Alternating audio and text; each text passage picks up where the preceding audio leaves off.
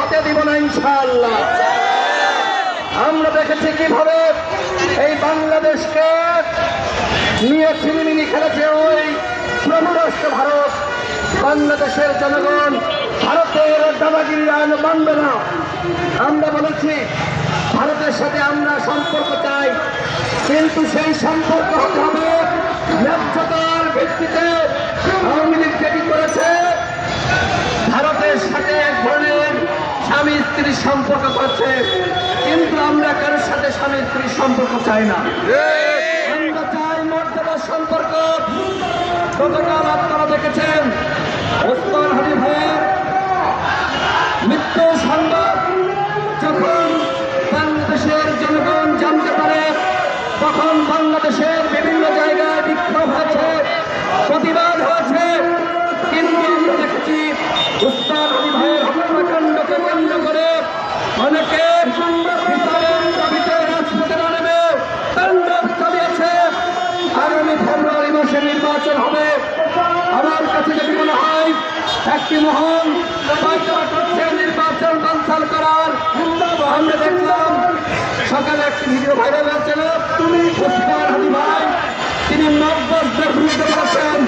তিনি বলেছেন যে ওই প্রথম আলো অফিসের সামনে কারা যায়, আমরা তো এটাকে সমর্থন করতে পারি না। এই বক্তব্য ওসমান হাদি ভাই দিয়েছেন।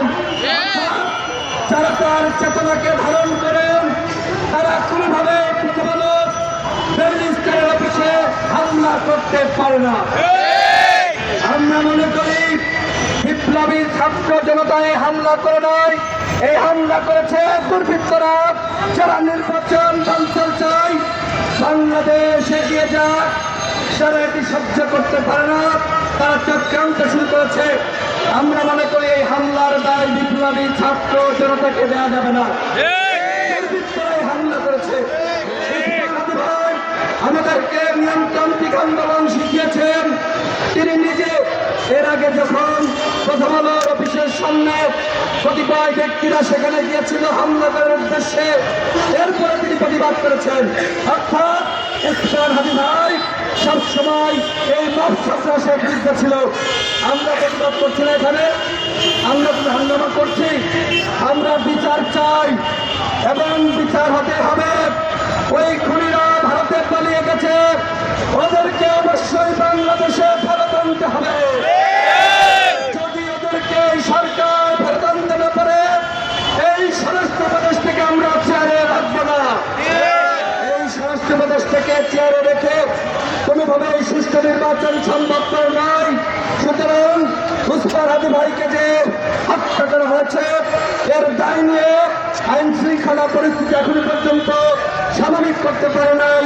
এর দায় নিয়ে এই ব্যর্থ স্বরাষ্ট্র প্রদেশ থেকে অনতিবিলম্বে প্রতিবাদ করতে হবে। আমাদের মিছিল শুরু হবে।